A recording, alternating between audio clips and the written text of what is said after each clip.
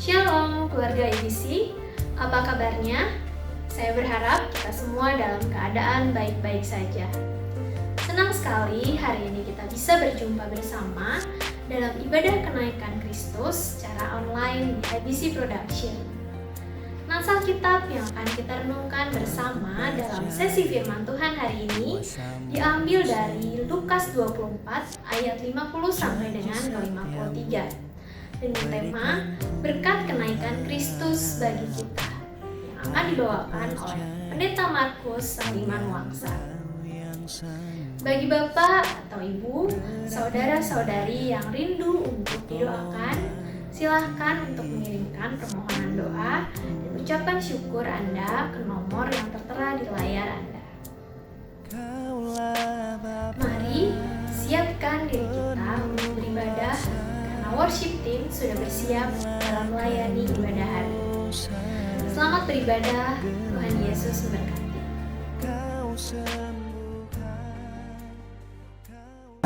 Mari kita siapkan hati kita untuk menyembah Tuhan dengan semangat. Mari kita akan bertepuk tangan, kita akan bersorak, kita akan bersukacita karena Roh Kudus hadir di tengah-tengah kita. Amin. Mari kita menyembah Tuhan. Dengarkan Tuhan. Thank you.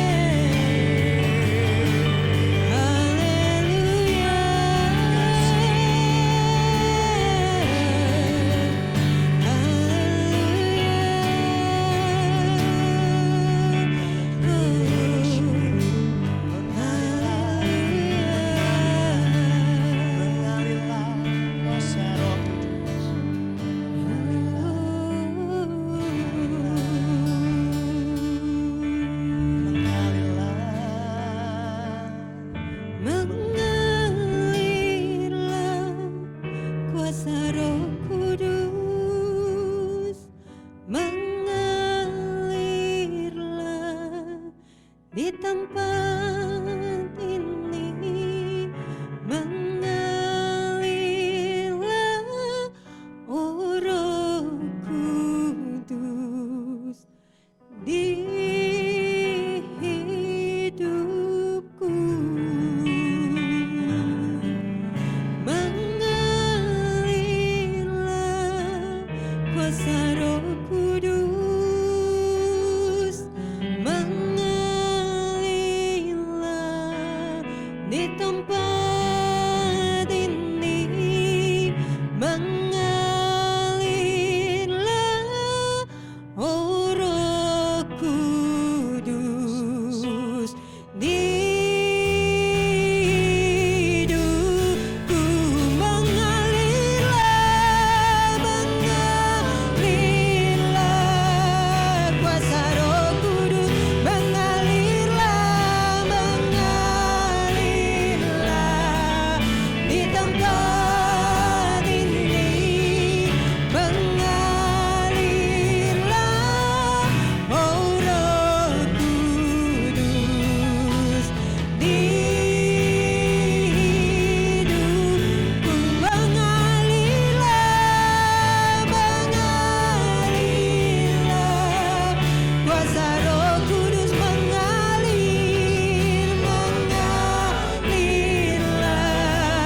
di tempat ini, mengalirlah, oh Roh Kudus, di hidupku, di hidupku, di hidupku, di hidupku, di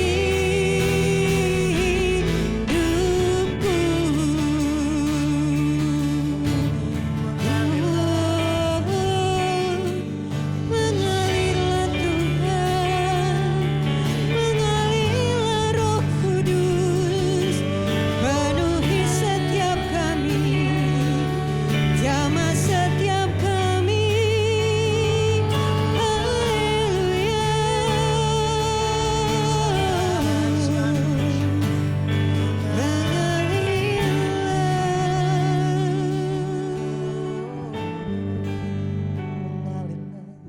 Terima kasih Tuhan, terima kasih. Engkau hadir di setiap pribadi kami Tuhan. Engkau hadir di hati kami. Roh Kudus menjamah setiap kami dimanapun kami berada.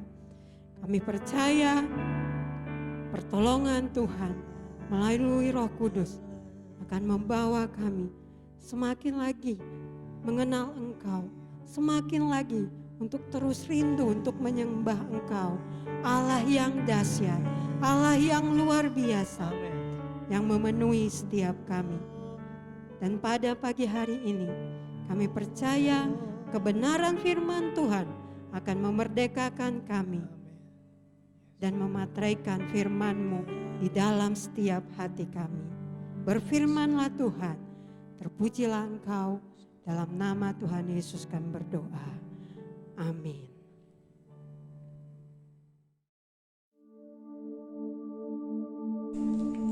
Salam, selamat sore Bapak dan Ibu dan saudara-saudara yang dikasihi dan pasti juga diberkati oleh Tuhan kita Yesus Kristus.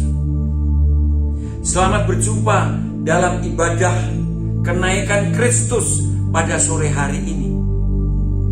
Dan sore hari ini saya mengajak Anda untuk merenungkan firman Tuhan dari kitab Injil Lukas pasal 24 ayat 50 dan 51. Dikatakan demikian. Lalu Yesus membawa mereka keluar kota sampai dekat Betania.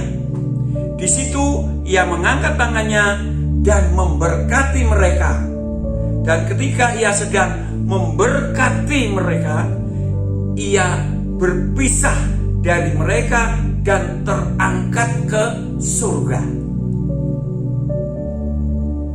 Saya berikan tema khotbah saya pada sore hari ini adalah berkat kenaikan Kristus bagi kita. Karena kenaikan Kristus ternyata memberkati murid-muridnya sambil terus terangkat ke surga. Dalam Kisah Para Rasul itu, rasul-rasul itu sampai terus melihat begitu saudara ya. Tapi dalam Lukas ini tidak dijelaskannya. Tapi yang jelas, Kristus naik ke surga itu memang memberkati murid-muridnya dan juga memberkati orang percaya sampai hari ini dan selamanya. Dimulai dari murid-murid Yesus, kemudian orang-orang yang percaya pada waktu itu, dan seterusnya sampai kepada saya dan saudara, dan kepada saudara-saudara kita sampai kedatangan Kristus yang kedua kali nanti. Lalu apa sudah berkatnya saudara? Berkatnya yang pertama yaitu memberikan kepastian bahwa orang percaya itu betul-betul pasti masuk surga, karena Yesus naik ke surga itu menyediakan tempat bagi saya dan saudara.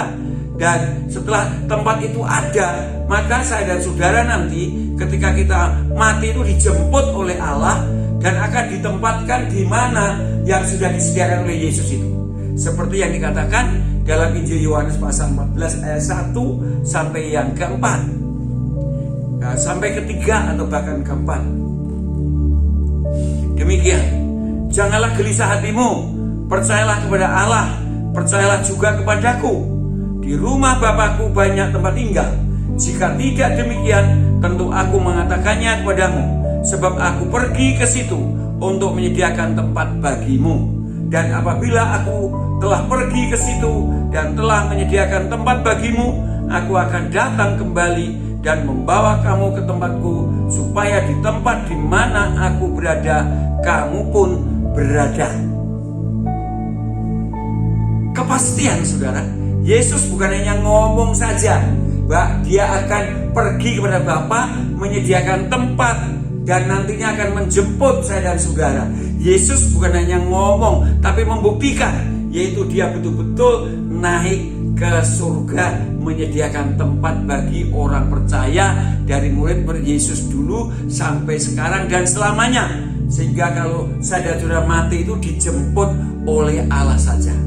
Sehingga ada cerita, dulu ada teman saya seorang pendeta yang berkhotbah, katanya pada waktu itu ada orang sedang antri untuk mendapatkan rumah di surga itu. Lalu ada seorang pendeta yang tidak dipanggil lebih dahulu, yang dipanggil itu malah kosternya dulu. Wah, pendetanya, waduh, kosternya dulu ya, mengapa enggak saya gitu. Kemudian kosternya itu diberi rumah tipe 70 katanya. Lalu pendetanya berkata, kalau koster aja dapat tipe 70, wow, saya pasti akan lebih besar daripada itu. Tapi apa yang terjadi saudara? Ketika Pak Pendeta ini dipanggil mendapat rumah tipe 36, waduh saudara ya, loh kok cuma 36 gitu ya, tapi tidak bisa membantah, ya sudahlah, langsung menempati. Itu hanya lukisan. Tapi yang jelas itu sudah Tuhan sudah menyediakan tempat bagi setiap orang yang percaya. Maka kalau saya dan saudara mati, pasti saya dan saudara sudah punya tempat di surga. Dan kalau saya dan saudara mati itu sebenarnya tidak mati, karena dijemput oleh Allah, dibawa lalu ditempatkan di mana tempat itu sudah disediakan oleh Tuhan Yesus Kristus. Haleluya, puji Tuhan. Jangan khawatir, saya dan saudara yang sudah sungguh-sungguh percaya pada Yesus Kristus mendapat anugerah keselamatan, hidup kekal, sudah disediakan tempat oleh Yesus di sana. Itu yang pertama. Yang berkat yang kedua, yaitu berkat selagi masih ada di dunia ini, yaitu berkat Roh Kudus. Berkat Roh Kudus dikatakan Tuhan Yesus dalam Yohanes pasal 16 ayat 7. Yesus sudah berkata sebelumnya, namun benar yang kukatakan ini kepadamu adalah lebih berguna bagi kamu jika aku pergi. Sebab jikalau aku tidak pergi, penghibur itu tidak akan datang kepadamu.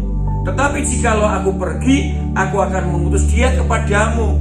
Roh Kudus bisa diterjemahkan juga roh penghibur. Kalau Kristus tidak pergi kepada Bapa, maka Roh Kudus itu tidak akan diutus oleh Yesus. Itu berkatnya. Dan Roh Kudus itu yang akan menjadi roh penghibur. Makanya orang-orang Kristen walaupun menghadapi kesulitan apapun mampu mengucap syukur karena ada Roh Kudus yang memberikan penghiburan itu, sehingga akan selalu bersyukur karena diyakinkan oleh Roh Kudus melalui firman Allah bahwa apapun yang terjadi dalam kehidupan orang percaya itu ada kehendak Allah, seperti yang dikatakan Rasul Paulus dalam 1 Tesalonika pasal 5 ayat yang ke-18, mengucap syukurlah dalam segala keadaan karena itu yang dikehendaki oleh Kristus Yesus Tuhan kita. Itu kita bisa menerima ayat itu dengan sukacita dan kemudian bersyukur karena Roh Kudus yang menghidupkan firman itu yang memampukan saya dan saudara menjadi bersyukur sehingga terhibur.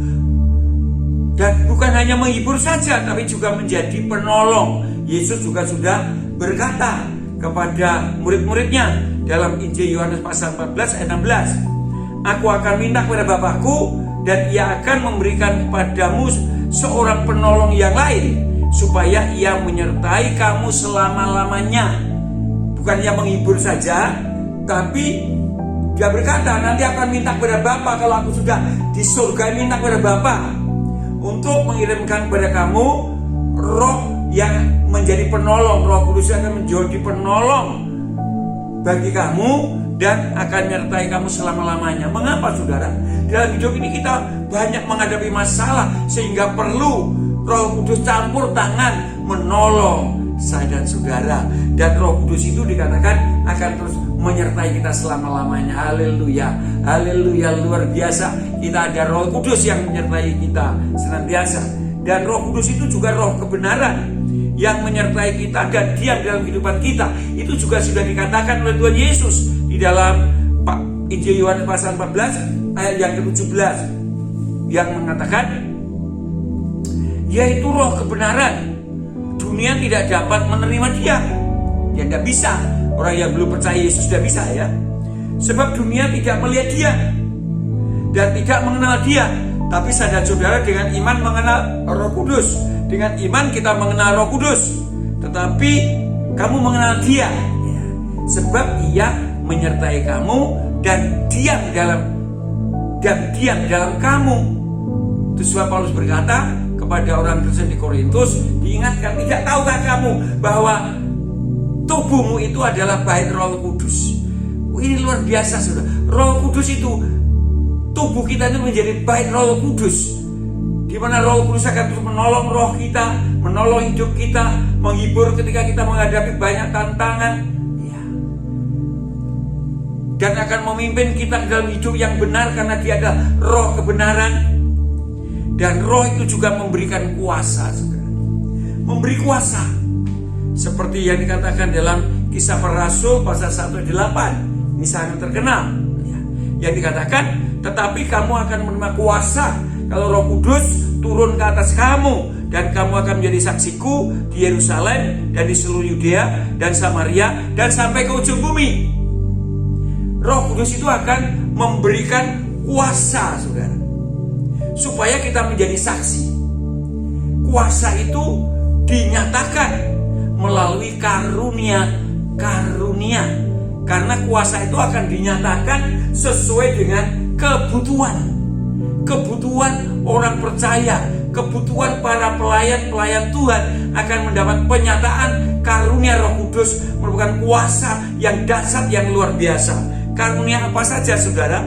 Dikatakan oleh Rasul Paulus dalam kitab 1 Korintus pasal yang 12 mulai ayat 8, itu dikatakan bahwa Roh Kudus akan memberikan penyataan kuasanya, yaitu karunia penyataan untuk berkata-kata dengan hikmat. Ini ketika menghadapi kesulitan yang begitu luar biasa, tiba-tiba diberikan karunia berkata-kata dengan hikmat, atau diberikan karunia hikmat bisa menyelesaikan setiap permasalahannya itu, baik dengan perkataan ataupun perbuatan. Itulah sebabnya kemudian juga ada berkata-kata dengan pengetahuan. Itu akan dinyatakan sesuai dengan keperluan orang percaya itu. Kemudian juga dikaruniakan penyataan karunia iman. Setiap orang memiliki karunia iman yang berbeda-beda.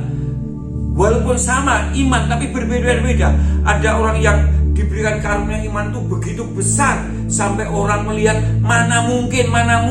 Tapi karena dia memang diberi penyataan karunia iman, itu terjadi.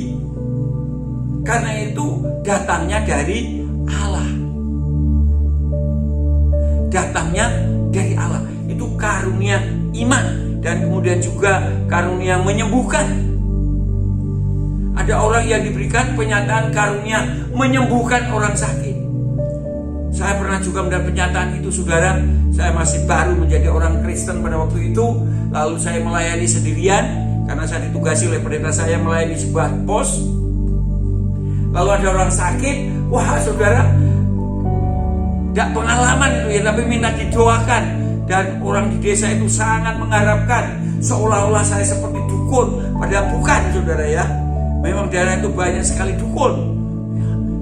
Wah, tapi saya dengan iman terus berdoa saja dan puji Tuhan, ternyata yang sakit itu menjadi sembuh. Itu penyataan Tuhan, bukan saya yang punya, tapi Allah menyatakan karunia kesembuhan melalui pelayanan saya. Kemudian juga karunia mujizat. Bahkan saya juga diberikan karunia mujizat pada beberapa tahun yang lalu. Ini yang selalu saya katakan, bahwa saya pernah sakit hepatitis tapi belum ada obat, tapi Tuhan yang menyembuhkan. Luar biasa, saudara. Masih banyak pernyataan itu dalam hidup dan pelayanan saya. Kemudian juga diberikan karunia bernubuat, berkhotbah. Iya, saudara, kalau berkhotbah memang banyak orang bisa berkhotbah. Tapi untuk menggembalakan karunia sendiri, nanti itu ditulis dalam kitab Efesus, yaitu ada karunia nabi, ada karunia guru, ada karunia rasul, ada karunia gembala. Iya, berbeda-beda jabatan karunia. Banyak orang bisa berkhotbah, bernubuat, tapi memang dia tidak bisa menjadi gembala sidak karena bukan karunianya. Ya, saudara, luar biasa. Ini karunia jabatan. Kalau tadi karunia penyataan kuasanya. Kemudian ada juga karunia untuk membedakan bermacam-macam roh dan juga berbahasa roh, mentafsirkan bahasa roh. Itu karunia. Kalau memang diberi ya dilakukan saja. Saya tidak pernah fanatik, sudah. Kalau memang diberikan karunia berbahasa roh, mengapa ditahan? Ya harus dinyatakan karunia itu. Karena itu datangnya dari Tuhan. Nah, saudara, Roh Kudus itu memberi kuasa dengan memberikan karunia jabatan seperti rasul, nabi, ya, gembala, guru. Itu karunia jabatan. Tapi ada karunia yang menyatakan kuasa.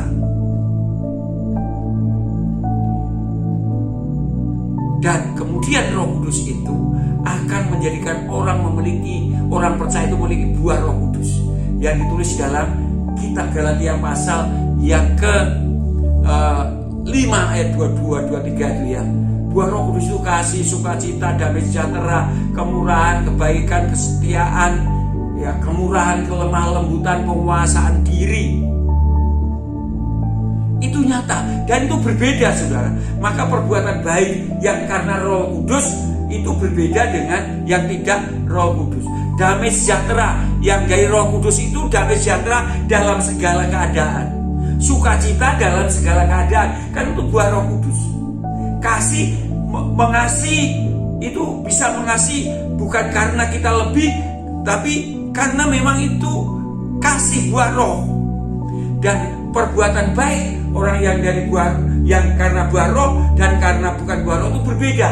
Perbuatan baik yang karena buah Roh tidak pernah menuntut, saudara, tidak pernah menuntut balas.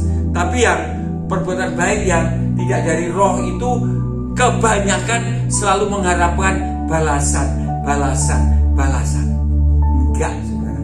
Kalau buah Roh itu tidak begitu. Jadi sungguh-sungguh, saudara, bahwa Tuhan Yesus naik ke surga itu memberkati orang percaya. Memberkati. Berkat pertama bahwa betul keselamatan itu iman Dan surga itu sudah disediakan oleh Yesus. Kalau kita mati dijemput oleh Yesus, tempatnya sudah ditentukan oleh Yesus, yaitu di surga. Lalu di dunia diberikan Roh Kudus, Roh yang menolong, yang menghibur, yang membimbing untuk hidup yang benar, yang memberikan kuasa dengan penyataan kuasa karunia Roh Kudus, memberikan kuasa karunia jabatan, buah roh, sehingga saya dan saudara bisa menjadi saksi Kristus, bukan hanya memberitakan Injil saja, tapi menjadi garam dan terang dunia, bahkan menjadi kesaksian secara holistik. Karena apa saudara? Karena Kristus datang ke dalam dunia itu supaya saya dan saudara mempunyai hidup, dan hidup dalam segala kelimpahan. Kelimpahan yaitu menjadi berkat bagi banyak orang. Jadi hidup kelimpahan bukan berarti kita sudah berlebihan, tapi hidup yang bisa menjadi saluran berkat bagi banyak orang, baik melalui tutur kata kita, melalui perbuatan kita, bahkan juga melalui uluran tangan kasih kita kepada orang-orang yang memerlukan dan sebagainya. Karena itulah tujuan Allah. Maka haleluya, karena Kristus naik ke surga untuk memberkati saya dan saudara, dan juga setiap orang yang sungguh-sungguh percaya kepada Tuhan Yesus Kristus menjadi Tuhan dan Juru Selamatnya secara pribadi. Amin. Selamat malam, Tuhan memberkati kita sekalian. Setelah kita mendengarkan firman Tuhan tentang berkat kenaikan Kristus ke surga, kita juga akan memasuki upacara agung gereja perjamuan Tuhan. Perjamuan Tuhan berlatar belakang perjanjian lama, di mana perjamuan Tuhan yang diadakan dalam perjanjian lama untuk memperingati penderitaan umat Allah di Mesir selama 400 tahun. Itu sebabnya pemimpin upacara selalu mengambil roti. Ketika mengambil roti, dia berkata, inilah roti penindasan yang dimakan oleh nenek moyangmu di Mesir. Tapi setelah Yesus mengambil roti yang tidak beragi, Yesus berkata, inilah tubuhku yang dikorbankan karena dosa-dosa. Ambillah, makanlah, inilah tubuhku. Ini bedanya. Dan kemudian ketika Yesus mengambil anggur, memang setiap ada acara upacara perjamuan Tuhan di perjanjian lama, anggur itu untuk menghilangkan rasa pahit, karena dalam upacara itu ada sayur pahit. Nah, ketika pimpinan upacara itu mengambil, sudah merasa cukup mereka makan semua dan bahkan sudah habis, maka pemimpin itu mengambil anggur lalu meminumnya, tanda upacara perjamuan Tuhan selesai. Tapi Tuhan Yesus berbeda. Ketika dia mengambil anggur yang terakhir, dia berkata, inilah darahku yang ditumpahkan bagi banyak orang untuk pengampunan dosa. Ambillah, minumlah, inilah darahku. Ini yang membedakan saudara. Itu sebabnya kita akan melaksanakan acara upacara agung perjamuan Tuhan ini dengan penuh hikmat, mengingat kembali akan pengorbanan Tuhan Yesus Kristus di atas kayu salib karena dosa-dosa kita, dan juga mengingat darah Yesus yang dicurahkan berkuasa menebus dosa kita. Mari kita akan mengambil roti, kita angkat roti, dan mari kita akan berdoa. Bapa di surga, di tangan kami ada roti yang melambangkan tubuh Kristus yang dipecah-pecahkan di atas kayu salib karena dosa-dosa kami. Terima kasih Tuhan, karena Engkau telah mati karena dosa-dosa kami ya Tuhan. Dalam nama Tuhan Yesus kami berdoa. Amin. Mari kita makan.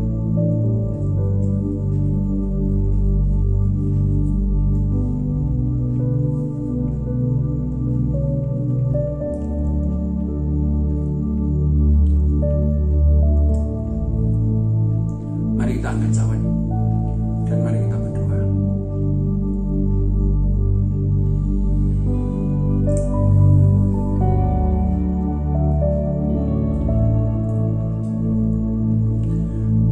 di surga, terima kasih.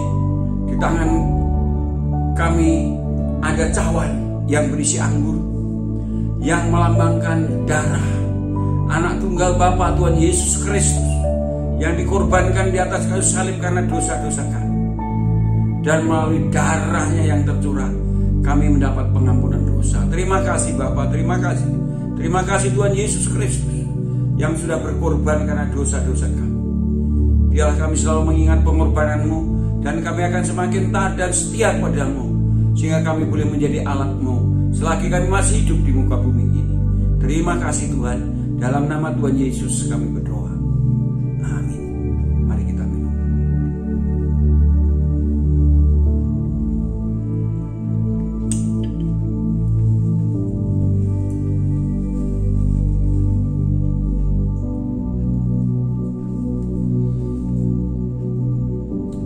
Oke, kita akan segera mengakhiri rangkaian ibadah kita, baik ibadah kenaikan Kristus dan upacara Agung Gereja Bersama Tuhan. Dan mari kita akan tutup dengan doa syafaat dan doa berkat. Mari kita berdoa.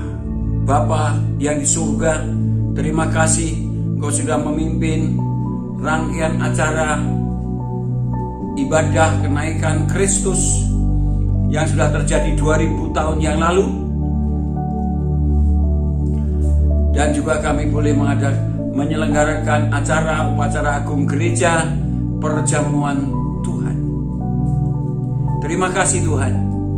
Kami terus berdoa supaya Engkau terus menjaga, memelihara, melindungi anak-anak-Mu dari bahaya COVID ini. Dan Engkau dapat terus memberikan hikmat untuk tetap setia kepada-Mu ya Tuhan. Tetap taat kepada firman Tuhan, sehingga sungguh-sungguh janji Tuhan bagi orang-orang yang terus taat pada firman Tuhan untuk mendapat perlindungan dari bahaya yang mengancam dunia ini menjadi nyata. Semua ini karena kasih karunia, karena anugerah-Mu, sehingga kami boleh terlindungi dari bahaya COVID-19 ini. Terima kasih juga kepada saudara-saudara kami yang juga mendapat ujian terkena COVID, tapi Tuhan sudah sembuhkan. Terima kasih Tuhan. Kami terus berdoa, hiburkan anak-anak-Mu yang sedang dalam kesusahan, sembuhkan mereka yang sakit, buka jalan keluar bagi mereka yang sedang menghadapi permasalahan hidup, dan biarlah damai sejahtera Allah yang tidak sama dengan dunia nyata dalam kehidupan anak-anak-Mu. Demikian juga kasih dan kuasa Allah yang ada di dalam persekutuan Bapa, Anak dan Roh Kudus menyertai dan memberkati jemaat-Mu dari sekarang sampai selama-lamanya. Amin. Selamat malam. Tuhan memberkati kita sekalian. Halo keluarga IBC, semoga ibadah online hari ini memberkati kita semua. Dan dalam sesi IBC Update minggu ini, saya akan memberikan beberapa informasi seputar kegiatan IBC. Yang pertama, IBC mengucapkan selamat ulang tahun kepada jemaat yang berulang tahun di minggu ini. Tuhan Yesus memberkati. Update terus kerohanian kita setiap pagi dengan mengakses embun sorgawi Renungan Pagi Keluarga IBC yang rilis setiap pukul 5 pagi melalui YouTube channel IBC Production atau melalui WA Group IBC. Bagi IBC Kids, jangan lupa untuk beribadah secara online setiap hari Minggu jam 8 pagi melalui YouTube channel IBC. Para orang tua diharapkan dapat mendampingi buah hatinya dalam pertumbuhan rohani melalui ibadah online ini. Persembahan dan persepuluhan dapat dimasukkan ke dalam kotak yang sudah tersedia di gereja atau melalui transfer ke nomor rekening yang tertera di layar Anda. Demikian IBC Update minggu ini. Stay healthy and stay blessed. Tuhan Yesus memberkati. tinggal dalam